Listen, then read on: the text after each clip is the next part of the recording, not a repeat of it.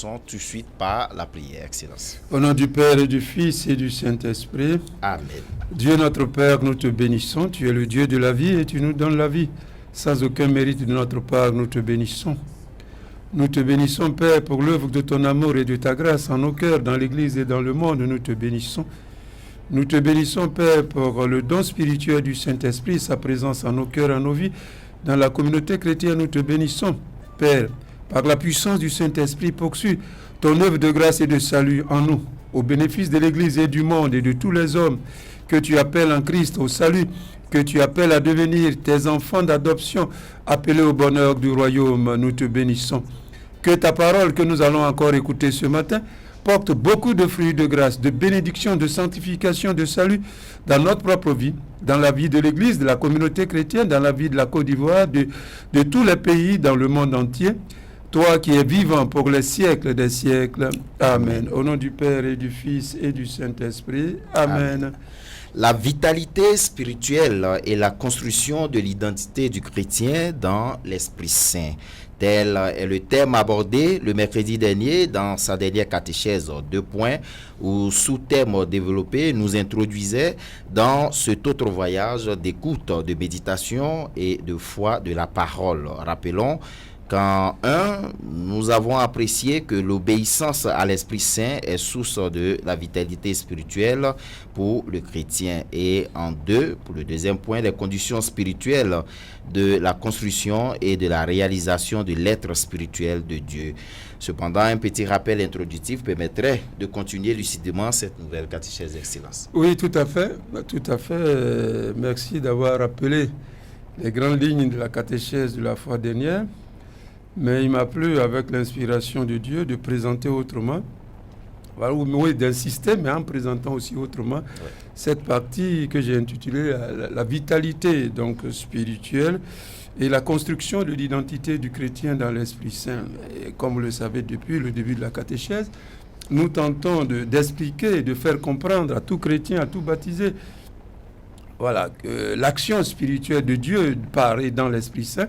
Rappelez que, en fait, toute la vie chrétienne, individuelle et communautaire, cette vie-là est essentiellement œuvre de Dieu, œuvre de la grâce du Christ, par la puissance du Saint-Esprit et selon l'Esprit Saint. Voilà. Sans l'Esprit Saint, la vie du chrétien ou la vie de la communauté chrétienne même, je peux dire, devient une vie humaine, purement humaine, terrestre, finie. Voilà, ça veut dire tu vois des hommes, tu vois des gens agir, tu vois exactement comme si on était une association de mangeurs de chats, de mangeurs de ceci, association de... Non, voilà. C'est l'Esprit qui fait la différence. Sinon, nous sommes exactement comme les autres. D'ailleurs, les pères de l'Église, rappelant cela, ils disent, mais si dans la société, vous regardez l'habillement d'un chrétien, est-ce que c'est forcément différent de l'habillement d'un non-chrétien? Non. Ils disent, vous regardez le repas, la cuisine que fait un chrétien ou une chrétienne et puis un non-chrétien, est-ce qu'il y a une différence? Non. Pas du tout. Vous pouvez citer beaucoup de choses. Oui. Qu'est-ce qui fait la différence? C'est l'esprit. C'est l'esprit qui fait le chrétien, qui fait la communauté chrétienne. Que ce chrétien soit un prêtre, un évêque, un laïc, un religieux, une religieuse. Ce qui fait un chrétien et ce qui fait une communauté chrétienne, c'est exactement l'Esprit Saint, selon l'Esprit, vécu dans l'Esprit. Oui, c'est ce rythme dans l'Esprit Saint qui est l'identité de la vie chrétienne. Si tu enlèves l'Esprit Saint, c'est fini. C'est exactement, excusez-moi, comme tout le reste, ceux qui ne sont pas baptisés, ceux qui ne sont pas croyants, ceux qui ne viennent pas à l'église. Oui, c'est exactement la vie pareille comme ça. Donc si par exemple, moi je suis évêque, si tu enlèves l'Esprit Saint dans ma vie, elle devient illisible, incompréhensible. Si tu enlèves l'Esprit Saint dans la vie d'un prêtre, sa vie devient incompréhensible, illisible. On ne peut plus l'expliquer, lui-même ne peut pas se l'expliquer. Oui. C'est de la même chose pour un mouvement, pour un laïc, pour un jeune, un croyant, pour une communauté chrétienne. C'est l'Esprit de Dieu, c'est l'Esprit du Christ, c'est l'Esprit Saint qui fait le chrétien. Et le chrétien, son comportement, sa morale, c'est une morale dans l'Esprit Saint. C'est une morale selon l'Esprit Saint. Voilà. On n'insiste pas beaucoup là-dessus. Mais en réalité, c'est ça qui fait le chrétien. C'est ça qui fait le chrétien. Et c'est ça que nous tentons d'expliquer à travers cette catéchèse. Pour que nous tous, comme j'ai dit, évêques, prêtres, laïcs, consacrés, oui, prenions conscience du don spirituel que Dieu nous a fait, le don de l'Esprit de Dieu qui habite en nos cœurs, le don du Saint-Esprit, c'est lui-là qui fait le chrétien. Le chrétien à l'intérieur, le chrétien à l'extérieur, le comportement, la conduite, le rythme, tout ce que le chrétien est, fait, vit, séparé selon l'Esprit Saint. J'ai dit que si vous en avez, ce qui fait, c'est l'Esprit.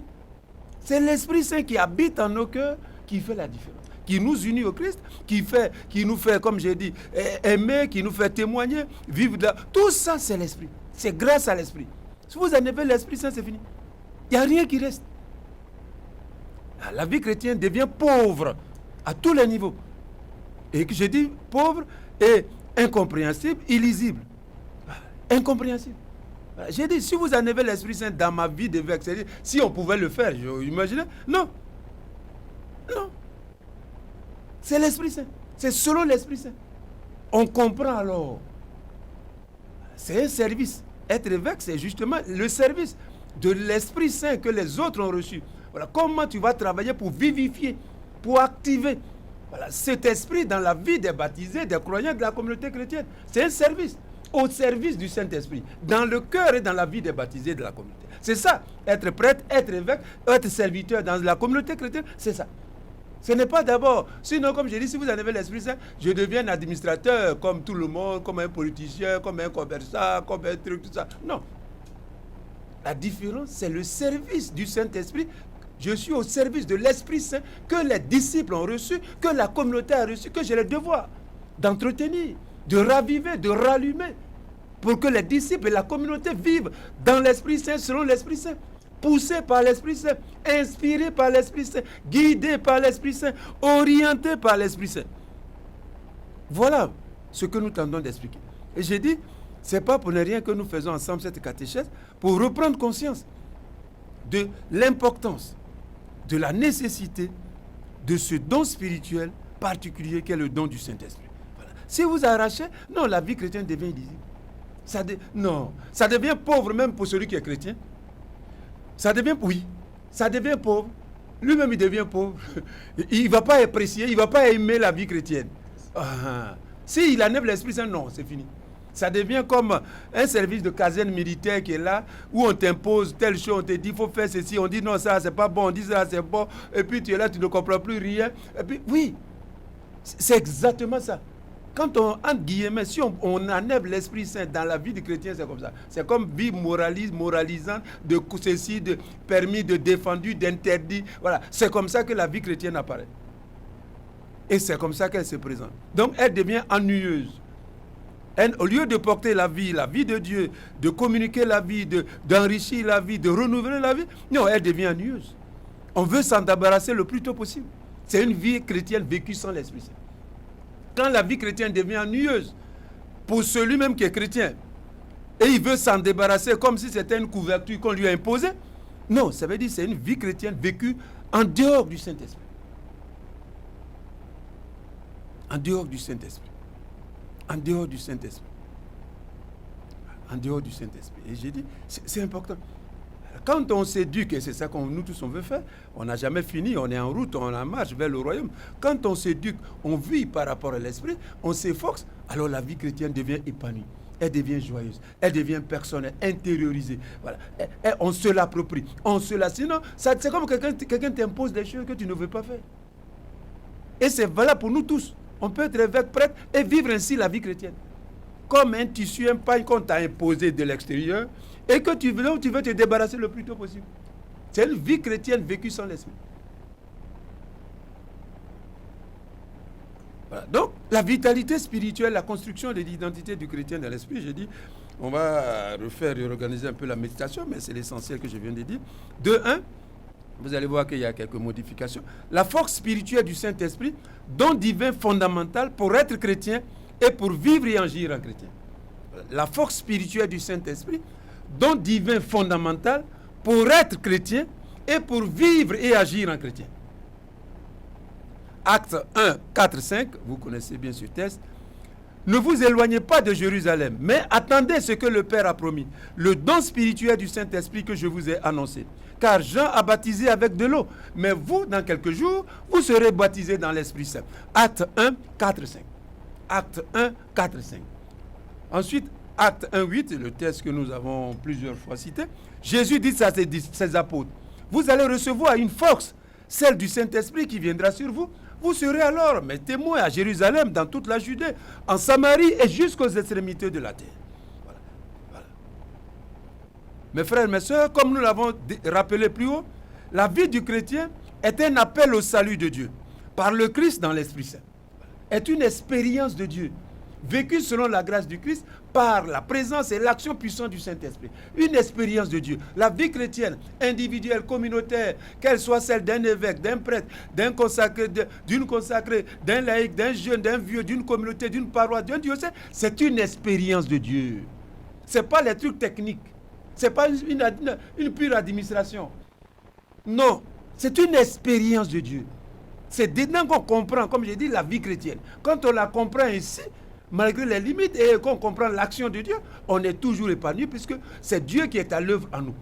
C'est Dieu qui nous fait faire cette expérience de Dieu par la grâce du Christ selon la puissance du Saint-Esprit. Voilà, c'est une expérience de Dieu. Ce n'est pas une vie de, comme j'ai dit, l'association, bon, quelque chose humain vous a rassemblé, et puis vous êtes là, vous faites ce qui est bien, vous mangez un peu le chat, vous mangez choukouya, vous regardez un peu télévision. Non! C'est une expérience de Dieu. Une expérience de Dieu, qu'elle soit celle d'un laïc vécu dans l'état laïque, l'état de consacré, l'état de clerc, c'est une expérience de Dieu, ce n'est pas un boulot, ce n'est pas une technique, c'est une expérience de Dieu. Je dis souvent, cet aspect de la vie chrétienne, on n'assiste pas beaucoup là-dessus. On l'a réduit souvent, même à quelques actes de religion qui sont bien, mais qui peuvent limiter la portée spirituelle de cette expérience de Dieu. L'expérience de Dieu est plus ample, plus large, plus englobant. C'est une expérience de Dieu selon la grâce du Christ, dans le Christ, par la puissance du Saint-Esprit. Et ça, j'ai dit, c'est la vision essentielle. Et c'est le don du Saint-Esprit qui révèle cela, qui dit cela, qui fait connaître cela aux baptisés, aux croyants, aux disciples de Jésus, à la communauté chrétienne, au mouvement, à l'association, à l'Église tout entière. C'est une expérience de Dieu. C'est une expérience de Dieu. Jésus est venu sur la terre plonger l'humanité dans une expérience de Dieu pleine, totale, définitive, éternelle. Et c'est ça, ça commence, vous l'avez vu, quand j'ai parlé du commencement spirituel, j'ai dit ça commence justement, cette expérience de Dieu, parce que Dieu fait de nous des créatures nouvelles, des fils de Dieu. Vous voyez, c'est l'expérience de Dieu. Dieu ne te dit pas d'abord, il faut lever la main, il faut pas baisser la main, non. Déjà au commencement de l'itinéraire de la voie du salut, c'est une expérience de Dieu dans laquelle Dieu nous plonge, nous immerge par la grâce du Christ et selon la puissance du Saint-Esprit. Une expérience de Dieu. Une expérience de Dieu. Vous voyez que vous et moi, nous vivons seulement quelquefois la vie chrétienne à l'extérieur, en dehors de cette expérience de Dieu. Oui, nous faisons des actes, très bien, religieux, etc. Mais, je dis, on ne les intègre pas dans l'expérience de Dieu. On les vit comme des actes isolés, religieux, pieux, mais isolés, qui ont leur finalité en eux-mêmes. Non, il faut les mettre toujours en rapport avec cette expérience de Dieu dans le Christ par la puissance du Saint-Esprit. Pour comprendre la portée spirituelle de tout ce que nous vivons, de tout ce que nous faisons personnellement et dans l'Église sur la voie du salut. Donc, Dieu a mis le croyant sur la voie du salut. Et veut qu'avec sa grâce, le croyant, donc le chrétien, travaille et progresse dans l'accueil du salut par la foi, porte beaucoup de fruits dans la communauté chrétienne et dans la société, et témoigne partout et toujours que Dieu a envoyé son Fils dans le monde, que le Fils est mort, qu'il est ressuscité, qu'il reviendra dans la gloire pour achever l'œuvre du salut. Oui. Mais cette œuvre de la grâce de Dieu ne peut pas s'accomplir dans la vie du chrétien sans la présence spirituelle, sans la force spirituelle, sans l'action spirituelle du Saint-Esprit. C'est dans l'Esprit Saint, par le Christ, qu'on va vers Dieu, qu'on fait cette expérience de Dieu, de fils de Dieu, de créatures nouvelles, d'hommes et de femmes nés de Dieu par la foi au Christ. C'est pareil dans la puissance du Saint-Esprit que cela est possible, que cela se réalise, que cela se vit. C'est l'Esprit Saint qui rythme dès le début jusqu'à la fin, jusque dans l'éternité, la vie du croyant, la vie du disciple du Seigneur, la vie du chrétien, de tout chrétien. Oui, sans l'Esprit, il n'y a pas de vie chrétienne. Il n'y a pas de vie chrétienne. Ce n'est pas possible. puisque cette expérience de Dieu dépasse nos limites, nos faiblesses. Nous sommes marqués par le péché, par l'iniquité, par le mal, vous savez bien. Mais c'est l'Esprit qui nous donne la victoire, qui nous fait participer à la victoire de Dieu, à la victoire du Christ en nous-mêmes, par la grâce du Christ. C'est l'Esprit qui ravive, qui vivifie la grâce que nous avons reçue en nous pour qu'elle devienne vie et vie éternelle en nous, dans l'Église et dans le monde. C'est grâce à l'Esprit Saint, c'est par l'Esprit Saint, c'est selon l'Esprit Saint que cela est possible. Donc cette œuvre de la grâce de Dieu, voilà, ne peut pas s'accomplir dans la vie du croyant, du chrétien, sans la présence spirituelle, sans l'action spirituelle du Saint-Esprit. En effet, c'est par la présence spirituelle, la force divine du Saint-Esprit, que non seulement le chrétien obtient le salut, peut obtenir le salut de Dieu par la foi au Christ, mais encore peut vivre en chrétien selon la grâce du salut qu'il a reçu. Tout ça, c'est l'œuvre de Dieu. C'est l'œuvre de Dieu par le Christ dans l'Esprit Saint, par la puissance du Saint-Esprit. Donc, l'Esprit Saint rythme. Si tu veux comprendre la vie d'un chrétien, de tout baptisé, de tout disciple de Jésus, réfère-toi au Saint-Esprit. Réfère-toi au Saint-Esprit. Est-ce que c'est un comportement dans l'Esprit Saint? Est-ce que cette pensée, cette idée que tu donnes, c'est une idée, une mentalité dans l'Esprit Saint? Est-ce que la relation est une... Oui, voilà. Voilà comment nous devrions vivre et comprendre et interpréter la vie de tout baptisé, de tout disciple du Seigneur, de tout chrétien, par et un rapport et selon l'Esprit Saint. Sinon, comme j'ai dit, c'est un appauvrissement. Elle est pauvre. Quand l'Esprit Saint, on ne s'éduque pas, on ne prend pas conscience de la présence de l'Esprit Saint à s'éduquer, la vie chrétienne devient pauvre. Comme j'ai dit, pour celui-même qui est chrétien, elle ne devient pas riche, elle ne l'enrichit pas. Bien au contraire, il a l'impression que cette vie l'étouffe. Et que le plus tôt possible, ce serait bien parce qu'il va s'en débarrasser. Donc c'est une vie vécue en dehors du Saint-Esprit. Oui. C'est une vie chrétienne vécue en dehors du Saint-Esprit.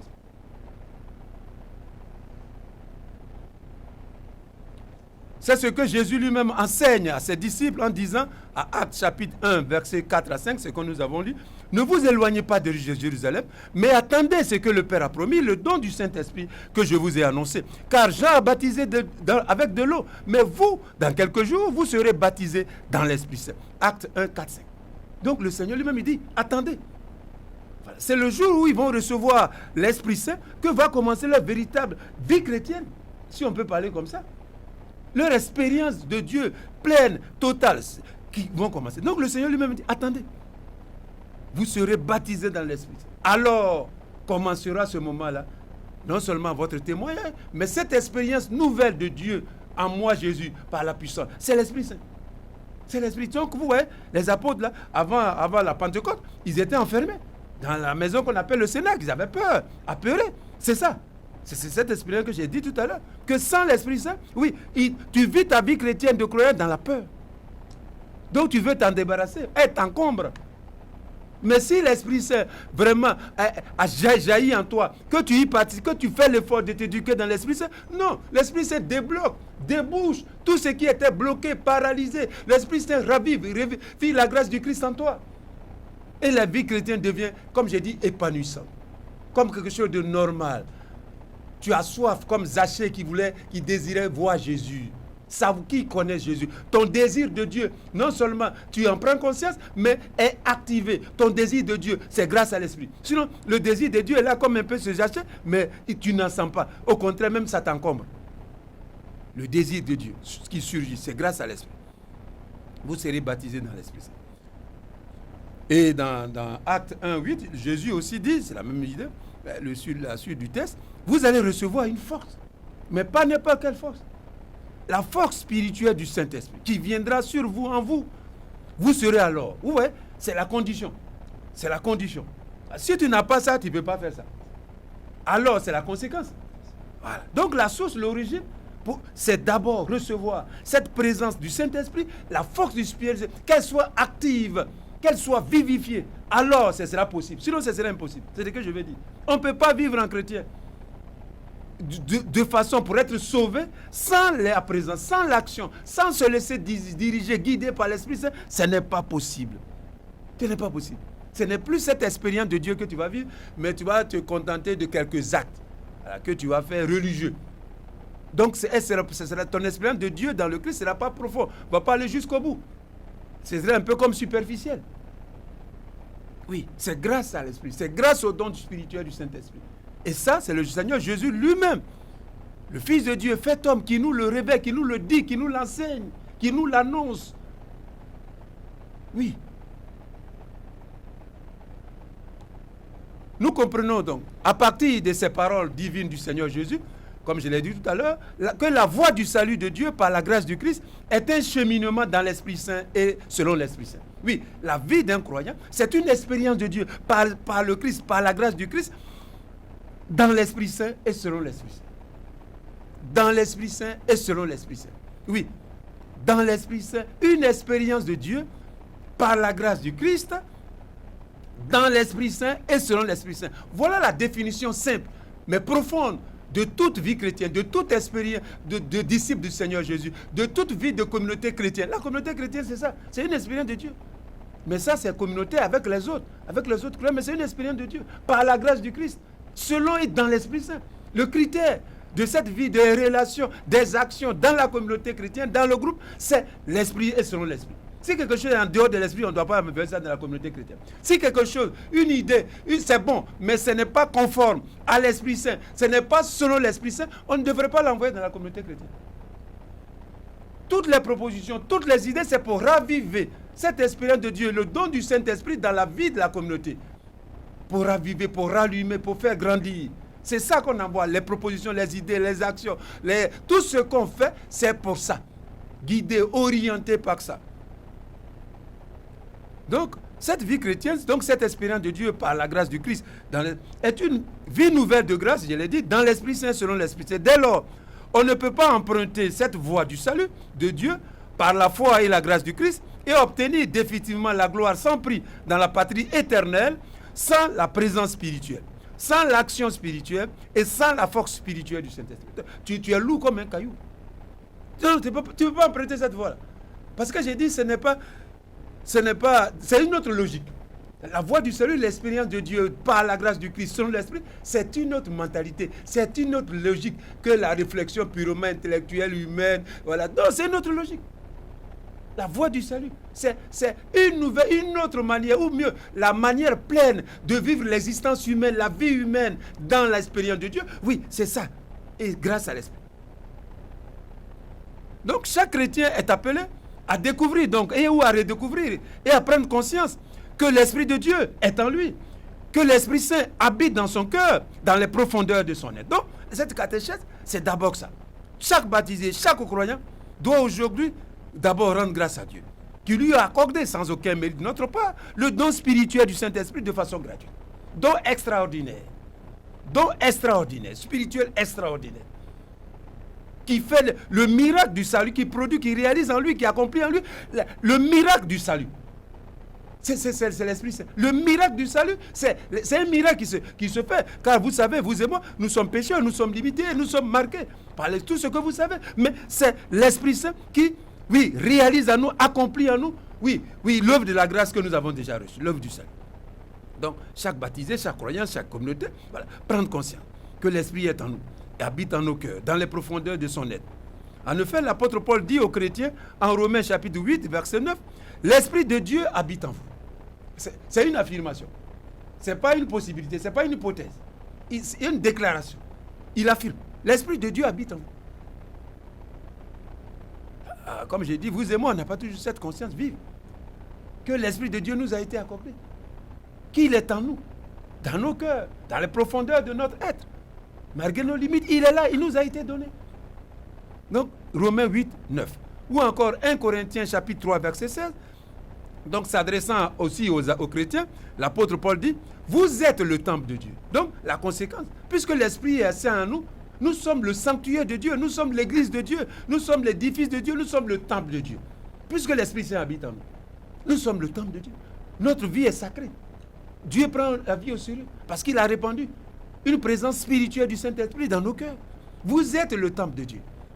Vous êtes le temple de Dieu. 1 Corinthiens 3, 16. Ou encore, la même idée, en 2 Corinthiens chapitre 6, verset 16. Nous sommes le temple du Dieu vivant. Nous sommes, par le don spirituel du Saint-Esprit, par la fonction du Saint-Esprit, par la force du Saint-Esprit, oui, la communauté chrétienne tout entière est le temple du Dieu vivant.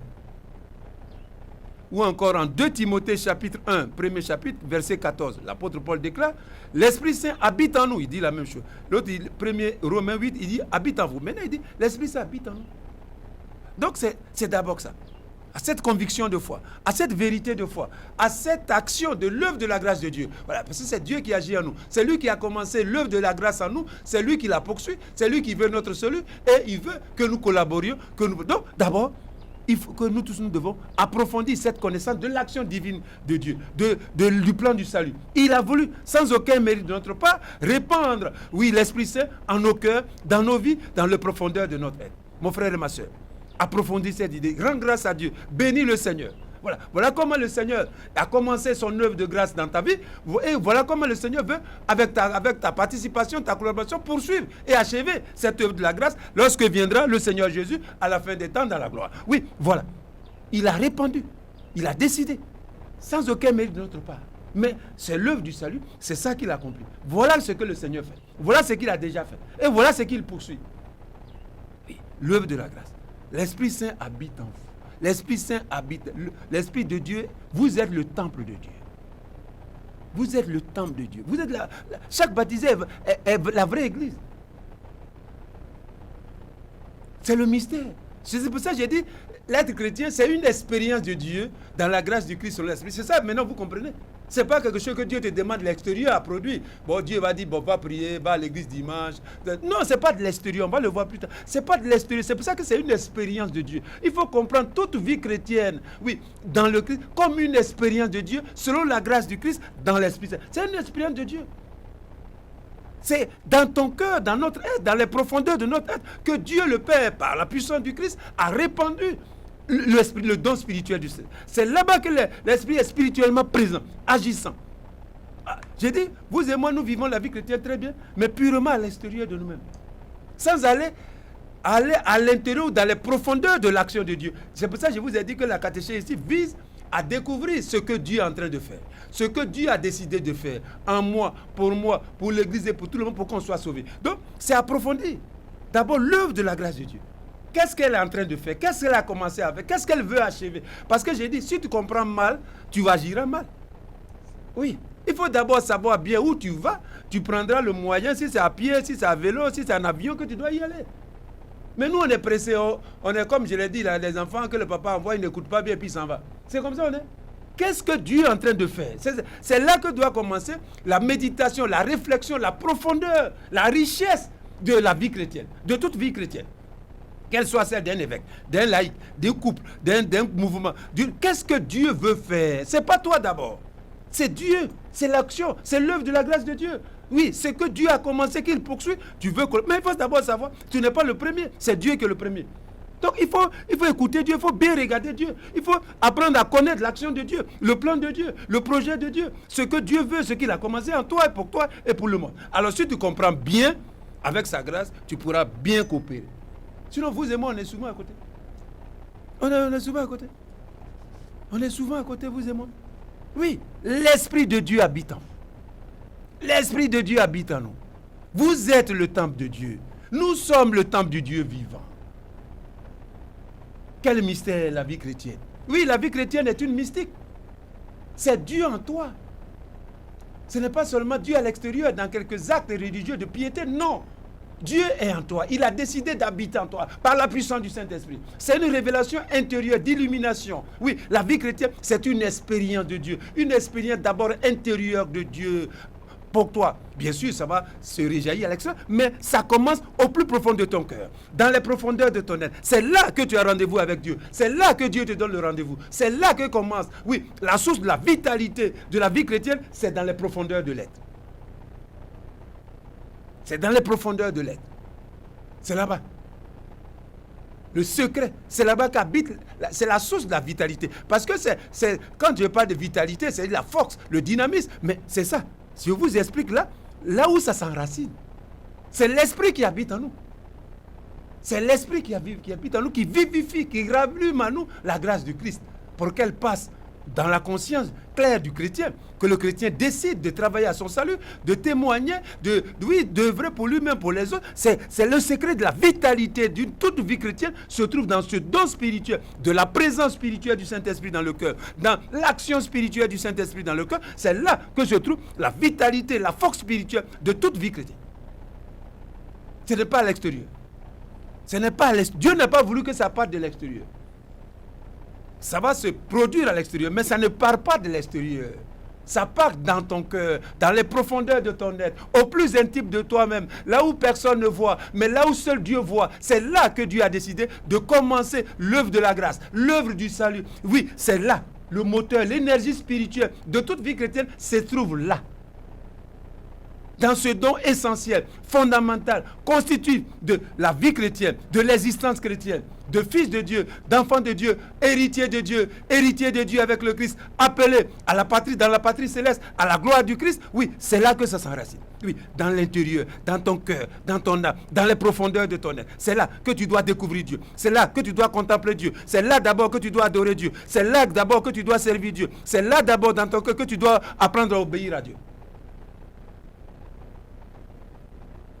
Donc, depuis le baptême et la confirmation, comme je l'ai dit, Dieu a répandu dans les profondeurs de l'être du croyant le don spirituel, la présence spirituelle, la force spirituelle de l'Esprit Saint, du Saint-Esprit. En effet, ce que Dieu a promis et qui a été annoncé par Jésus s'est accompli pour chaque chrétien. Pour chaque chrétien, on l'a déjà dit. Voilà. Pour chaque chrétien, à Actes 1, 4, 5 qu'on a lu tout à l'heure. Voilà. Vous allez recevoir, vous serez baptisés. Voilà. Donc, pour chaque chrétien. À Acte 19, voilà. Donc, l'expérience de Dieu qui a commencé spécialement, bien sûr, avec le Christ, mais qui s'est amplifiée, qui s'intensifiait avec la venue, la descente du Saint-Esprit sur les apôtres et les premiers chrétiens de Jésus. Oui, l'Esprit Saint, cette Pentecôte-là, Dieu n'a pas voulu qu'elle soit limitée, cette expérience de Dieu dans l'Esprit Saint soit limitée aux chrétiens du passé, aux premiers chrétiens, à ceux qui avaient marché, mangé avec Jésus. Non, Dieu a voulu, selon sa grâce, selon son plan, que cette expérience de Dieu s'étende à tous les chrétiens, que tous les chrétiens fassent la même expérience jusqu'au bout du monde. Voilà. Dieu pouvait dire, bon, ceux-là, ça c'est pour eux seulement on a donné l'esprit, mais vous là, débrouillez-vous. Vous qui venez après à Mans, qui êtes chrétien à Mans, à Guiglou, là, vous débrouillez-vous. Ça c'est pour ceux qui m'ont mangé avec moi, qui ont bu avec moi. C'est à eux que j'ai donné cette expérience. Sinon vous n'êtes pas dedans aussi. Non. Dieu n'a pas voulu. Voilà. Donc, acte. Non. C'est ce que nous rapporte justement Acte chapitre 19, verset 1 à 9, l'expérience de l'apôtre Paul. Donc, Acte 19, 1, 9, pour montrer que l'expérience de Dieu dans l'Esprit Saint est valable pour tous les chrétiens. Acte 19, 1, 9, où je vais lire. Pendant qu'Apollos était à Corinthe, Paul traversa la région montagneuse d'Asie mineure et arriva à Éphèse. Donc, Paul traversa la région montagneuse d'Asie mineure et arriva. Il y trouva quelques disciples. Donc du Seigneur. Il leur demanda, avez-vous reçu le Saint-Esprit quand vous êtes devenus croyants? Ils lui répondirent, nous n'avons jamais entendu parler d'Esprit Saint. Paul leur demanda alors, mais quel baptême avez-vous reçu? Ils répondirent, le baptême de Jean. Paul reprit, Jean baptisait ceux qui acceptaient de se convertir, c'est-à-dire de changer de comportement. Et il demandait au peuple d'Israël de croire en celui qui allait venir après lui, c'est-à-dire en Jésus. Après avoir écouté les paroles de Paul, ils se firent baptiser au nom du Seigneur Jésus. Puis, Paul leur imposa les mains et l'Esprit Saint vint et l'Esprit Saint leur fut accordé. Donc, on les a baptisés au nom du Seigneur Jésus. Mais ce n'est pas fini. Le baptême, vous voyez, il y a eu deux mouvements séparés. Il y a d'abord le baptême au nom du Seigneur Jésus et après, il y a un autre rite spirituel, un autre rite sacré. C'est le rite d'imposition des mains. Donc, Paul va mettre sa main sur leur tête et on dit, quand il a imposé les mains, ils ont reçu l'Esprit Saint leur fut accordé. Donc, voilà. Donc cette expérience est valable, l'expérience de Dieu. Donc comme le jour de la Pentecôte, les croyants d'Éphèse, une douzaine environ, personnes environ, reçoivent le don spirituel, la force spirituelle du Saint-Esprit. En effet, ces grâces spirituelles nécessaires pour obtenir le salut, pour croire en Jésus, voilà. Dieu n'a pas voulu, je l'ai dit, les accorder seulement aux premiers chrétiens. Voilà. Selon le plan éternel de Dieu, il a décidé de les répandre aussi dans le cœur de tous les chrétiens jusqu'à l'achèvement de l'œuvre du salut à la fin du monde, lorsque Jésus reviendra. C'est pourquoi l'apôtre Paul déclare en Romains 8, 9, celui qui n'a pas l'Esprit du Christ ne lui appartient pas. Cette possession de l'Esprit Saint par le chrétien et donc son appartenance au Christ par le don spirituel, par la force spirituelle du Saint-Esprit, se situe à 2 niveaux spirituels dans la vie du chrétien. Premièrement, ces grâces spirituelles de l'Esprit Saint se situent ce que j'appelle à un niveau objectif dans la vie du chrétien. C'est-à-dire qu'elles sont accordées, donc que Dieu accorde aux chrétiens, voilà, ces grâces. Donc ça part d'abord de Dieu. Quand on dit que l'apôtre Paul dit celui qui n'a pas l'esprit du Christ est là, donc il y a le don objectif. Dieu, il fait don, il accorde. Voilà, comme on a dit, l'Esprit Saint habite en vous. Donc Dieu, il donne. C'est ce que j'appelle le niveau spirituel objectif. Ça part de Dieu. Dieu a décidé et il a réalisé. Voilà. Donc c'est ça que j'appelle objectif. Donc ça part de Dieu. Donc l'Esprit Saint habite, a été accordé à chaque chrétien et cet esprit est à l'œuvre en chaque baptisé et la force spirituelle du Saint-Esprit habite dans la vie, dans le cœur, dans les profondeurs de l'être de chaque croyant. Donc ça c'est ce que j'appelle la dimension objective. Mais maintenant il y a la dimension subjective. Donc le deuxième aspect c'est ce que j'appelle l'aspect subjectif. Donc la présence spirituelle du Saint-Esprit, le don spirituel du Saint-Esprit, l'action spirituelle du Saint-Esprit, la force spirituelle du Saint-Esprit, qui ont été donc accordés aux chrétiens, c'est ce qu'on a dit un peu la fois passée, sont dans le chrétien. Mais en réalité, sont comme je l'ai dit, enfouis. Ces grâces sont comme en lui, enfouies en lui. Voilà, sont comme enfouies. Et donc le côté subjectif, c'est la prise de conscience et l'acceptation de l'œuvre de Dieu par l'Esprit Saint dans le chrétien qui ravive, qui réactive, qui met en quelque sorte en marche cette force spirituelle du Saint-Esprit. Il est déjà en toi, ça c'est juste, c'est le côté objectif, c'est le don de Dieu, c'est Dieu qui l'a voulu et c'est en toi. Mais ça ne t'entraîne pas directement à vivre selon l'Esprit Saint. Il faut le décider, il faut l'accepter, il faut être d'accord pour que par ta participation, ta collaboration, en quelque sorte, ce qui est enfoui, la présence spirituelle du Saint-Esprit, le don spirituel du Saint-Esprit, l'action spirituelle du Saint-Esprit, la force spirituelle du Saint-Esprit, qui sont en toi, qui sont comme enfouis, soit en quelque sorte comme débloqués, qui portent leurs effets, leurs fruits spirituels dans toute ta vie, ton comportement, ton dynamisme. Ça dépend du chrétien. La collaboration, la coopération, je l'ai dit la dernière fois, Dieu pouvait nous sauver sans nous, mais il n'a pas voulu. Il a voulu sauver des hommes, des êtres humains libres. Il a voulu qu'en quelque sorte, nous lui donnions notre accord pour faire son œuvre de salut à moi. Si tu ne donnes pas ton accord, non, il ne va pas te sauver. Rappelez-vous, quelquefois dans les évangiles, Jésus demande à un malade qui voit, est-ce que tu veux guérir? En Afrique, la question ne mérite pas d'être posée. Mais si je suis malade, que tu m'as vu que tu peux soigner, il faut me soigner, il ne faut pas me demander, est-ce que tu veux guérir? C'est pas je veux guérir que Jésus vient te rencontrer. Voilà. Mais le Seigneur a voulu. Oui, dans l'expérience spirituelle, il faut tenir compte de ça. La décision personnelle de chacun. Oui, tout est déjà en toi. Mais si tu ne décides pas, si tu ne choisis pas consciemment, volontairement, librement et personnellement, non, toutes ces grâces qui sont en toi sont comme congelées, comme une glace qui a été mise dans le congélateur.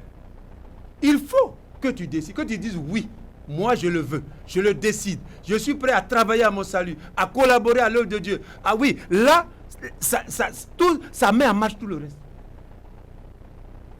Voilà.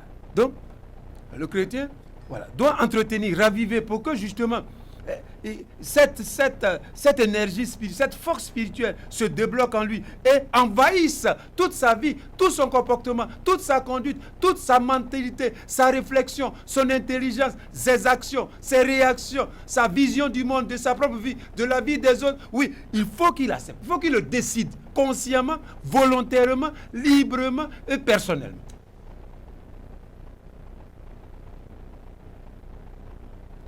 Donc le chrétien à qui Dieu, comme je l'ai dit, a accordé le don spirituel, la présence spirituelle de l'Esprit Saint, la force spirituelle du Saint-Esprit, voilà. Il peut donc choisir, donc comme je l'ai dit, il y a un choix à faire.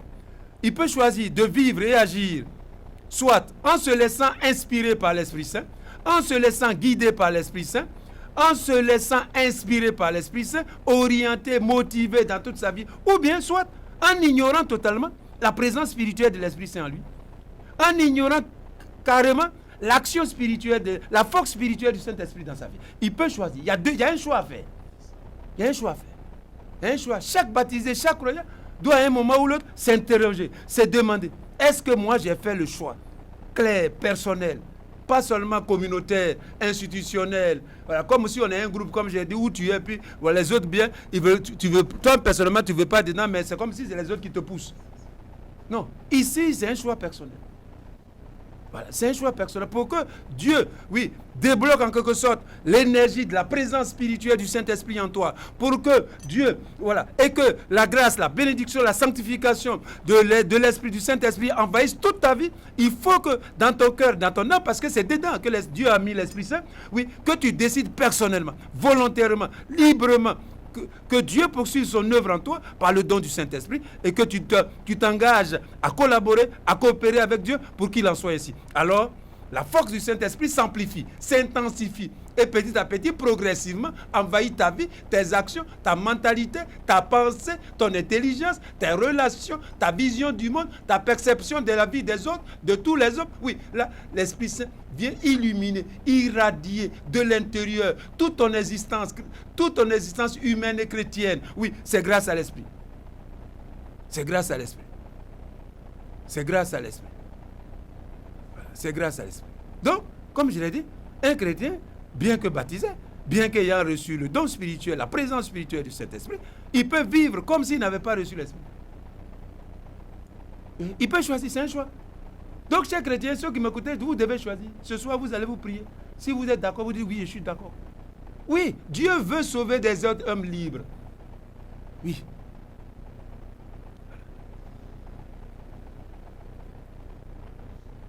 Donc, je l'ai dit, donc le chrétien, il a l'esprit, puisque Dieu, ça fait partie de l'œuvre de Dieu. Il habite en lui.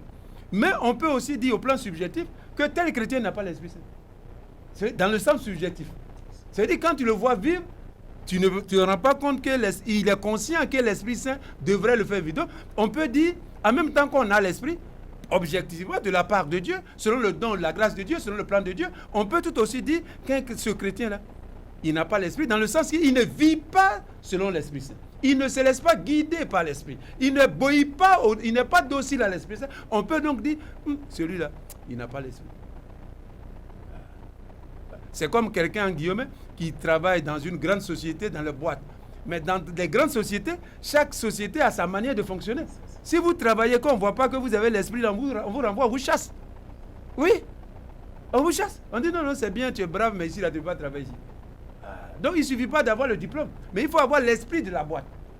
Donc, ici, le chrétien, il ne suffit pas seulement d'être baptisé, il faut faire plus. Décider que l'Esprit Saint, la force du Saint-Esprit te conduise, t'inspire, te guide, t'oriente dans tout ce que tu es, dans tout son être, dans ton engagement humain, social, ecclésial, etc. Il faut décider, Seigneur, que l'Esprit Saint me guide. Oui, ça, c'est ce que chaque chrétien, chaque baptisé, c'est la prière première fondamentale que chaque baptisé devrait faire. Sinon, je l'ai dit, si ce n'est pas dans l'esprit, même les trucs spirituels deviennent comme des poids, comme main sur ta tête. Même prier devient poids. Oui, tu ne peux pas prier. Tu es incapable de prier. Puisque c'est une expérience de Dieu, la prière. C'est une expérience de Dieu. Ce n'est pas seulement accorder 1 heure ou 30 minutes à Dieu en disant quelque part. Non, c'est une expérience de Dieu, la prière. Donc c'est quelque chose qui part de l'intérieur. Parce que c'est dedans qu'habite l'Esprit Saint. Et si c'est l'Esprit qui inspire ta prière, non, tu es motivé pour prier. Si tu ne pries pas, c'est comme tu n'as pas mangé. C'est comme tu as faim, tu as soif. Oui, mais la prière, effectivement, c'est la faim de la soif de Dieu. Voilà. Donc, on peut dire donc, bien que tout chrétien, tout baptisé, tout croyant, qui confesse Jésus, qui est baptisé, ait reçu de Dieu l'Esprit Saint, on peut dire, oui, tel chrétien, ne vivons pas selon l'Esprit Saint, ne se laissant pas guider habituellement par l'Esprit, on peut dire, non, lui, là, il n'a pas l'Esprit. Voilà. Car ce que j'ai dit, quand il ne vit pas selon l'Esprit, il ne se laisse pas. Voilà. Alors, comme le Christ dit, l'apôtre Paul l'a dit en Romains 8, 9, celui qui n'a pas l'Esprit du Christ, de Dieu, n'appartient pas au Christ. Donc, vous voyez que c'est fort, c'est comme ça que j'ai dit, l'appartenance à Jésus est liée non seulement au don fondamental, au don objectif du Saint-Esprit, à la présence, mais au fait aussi de se laisser guider par l'Esprit, de se laisser conduire par l'Esprit. C'est ça qui renforce et ravive notre union au Christ, notre union personnelle à Jésus, le Fils de Dieu mort et ressuscité. C'est ce don spirituel, cette action, cette obéissance au Saint-Esprit, cette docilité à l'Esprit Saint qui renforce, qui nous unit davantage. Le péché, le mal nous sépare en quelque sorte du Christ. Mais c'est grâce au Saint-Esprit que c'est comme l'énergie qui nous attire vers le Christ, qui nous unit à lui et qui renforce, qui consolide, qui développe cette union spirituelle, mystique avec le Christ ressuscité. Donc, notre appartenance est déterminée par le don objectif du Saint-Esprit, mais également par l'expérience subjective de la vie dans l'Esprit Saint, c'est-à-dire personnelle. Voilà, quand tu te laisses conduire par l'Esprit, quand tu t'efforces de vivre selon l'Esprit, quand tu te laisses d'agir selon l'Esprit Saint, oui, ton appartenance au Christ, à Christ est consolidée, est renforcée, se développe et grandit. Mais au contraire, si tu n'as pas conscience de vivre selon l'Esprit Saint, ton appartenance au Christ est faible, est flaque, comme disent les Ivoiriens. Voilà, c'est une appartenance au Christ flaque. C'est pas solide, c'est pas consistant, c'est pas balèze, c'est pas intense, c'est pas dense. Car ça se réalise dans l'esprit. Notre appartenance au Christ. C'est pour ça que l'apôtre Paul dit, celui qui n'a pas l'esprit de Dieu, celui qui n'a pas l'esprit du Christ ne lui appartient pas. C'est faux. Oui. Et voilà, une des exigences fondamentales de l'expérience de Dieu dans le Christ. Vivre selon l'Esprit Saint. Se laisser guider par l'Esprit Saint. Pour demeurer, pour être établi fortement dans notre appartenance au Christ ressuscité. Et il dit, effectivement, si tu n'appartiens pas au Christ, il ne va pas te sauver. Et tu ne lui appartiens pas. Déjà, toi, tu t'es exclu. Tu t'es déjà exclu. Ce n'est même pas le jugement dernier qui t'attend. Tu t'es exclu déjà. Donc, c'est cette obéissance, cette docilité à l'Esprit, cette écoute de l'Esprit Saint qui consolide notre union au Christ, notre appartenance au Seigneur Jésus. Donc, avec l'apôtre Paul, on peut donc dire, c'est ce que j'ai répété plusieurs fois, que le chrétien qui ne vit pas selon l'Esprit Saint, qui n'agit pas dans l'Esprit Saint, selon l'Esprit de Dieu, selon l'Esprit du Christ, c'est ce que j'ai dit avec Romains 8, n'appartient pas au Christ. N'appartient pas à Christ. Donc vous voyez que la vie chrétienne, ce n'est pas seulement, je l'ai dit encore, quelques actes piété religieux extérieurs. C'est de l'intérieur que ça part. Donc ton appartenance au Christ est intérieure.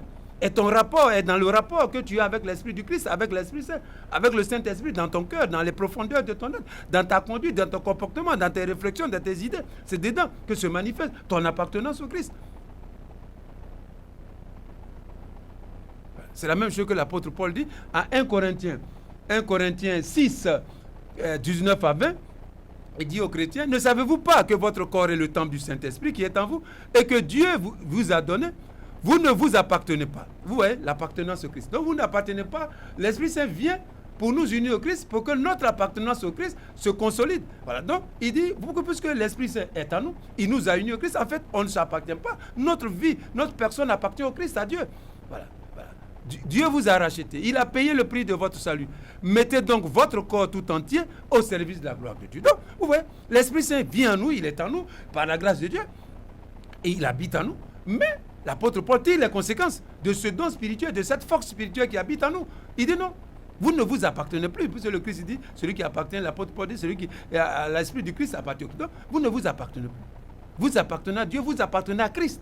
Parce que Dieu a payé le prix. C'est le devoir de salut qui est la mort du Christ, qui est la souffrance du Christ. Oui. Donc, mettez toute votre vie, tout votre corps au service de la gloire de Dieu par le Christ.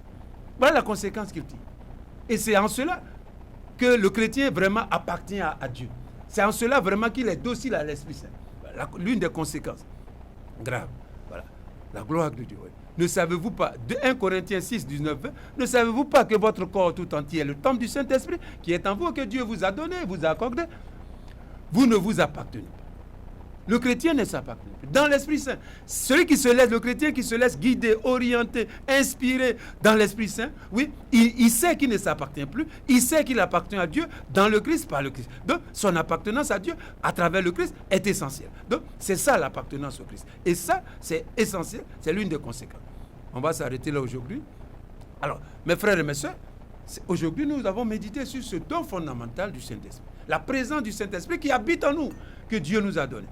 Et que toute notre vie chrétienne, sur la voie du salut éternel, dépend de notre prière à l'Esprit Saint, dépend de notre docilité à l'Esprit, de notre obéissance, de notre ouverture à l'Esprit Saint, pour que nous appartenions toujours davantage au Seigneur, qui a payé le prix de notre salut, pour que notre vie glorifie Dieu, pour que notre vie lui rende grâce, témoin du Christ qui est venu dans le monde, qui est mort, qui est ressuscité, qui est vivant à jamais.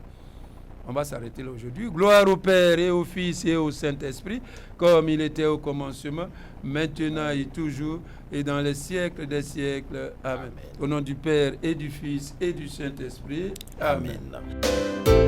Viens, Esprit Saint, et descends sur